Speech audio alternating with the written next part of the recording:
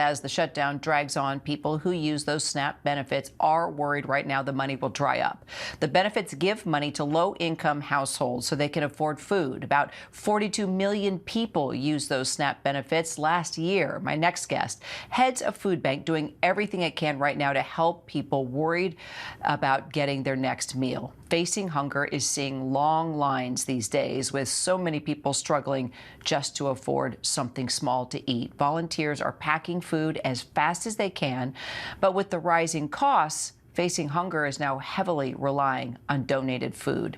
Cynthia Kirkhart is the CEO of Facing Hunger Food Bank and joins me now. Cynthia, you heard Selena's reporting right there. We've been talking about SNAP benefits for days now. Your organization primarily serves rural areas in states like West Virginia. So just overall, your thoughts now, how damaging is this shutdown for the communities that you are serving today?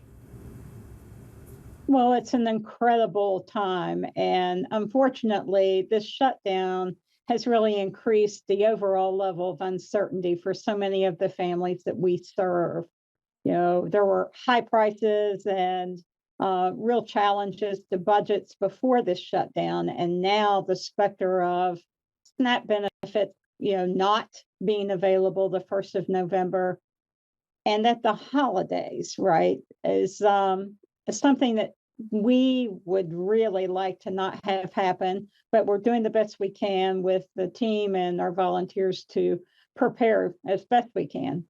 And just looking at the pictures, to put it in perspective, you give fresh produce and fruits, and you provide Thanksgiving dinner for all these families that count on you.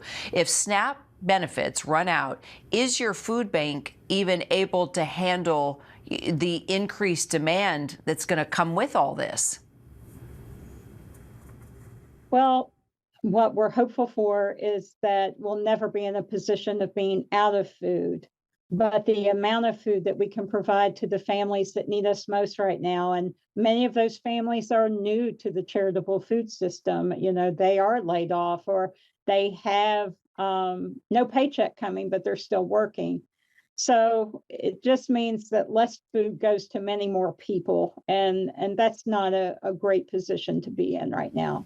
So then let's talk about donations. As you look ahead and you prepare for what could happen here, what do you need the most? If people see this segment, they're listening to this interview, and they want to help you, what would be helpful exactly?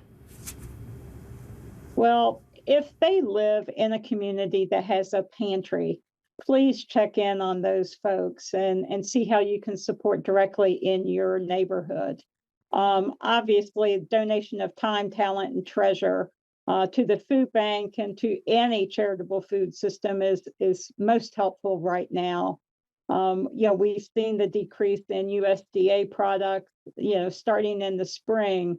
So we're just calling out all of our friends and all the folks that believe that everyone deserves enough to eat to support, every effort to feed people. Amen to that. And that's so gracious of you to just make an all call to all food banks across the country when yours could be struggling in this moment. It's generous of you. Cynthia Kirkhart, thank you so much for your time. Hopefully people are paying attention and they will help across the country. Thank you. Thank you.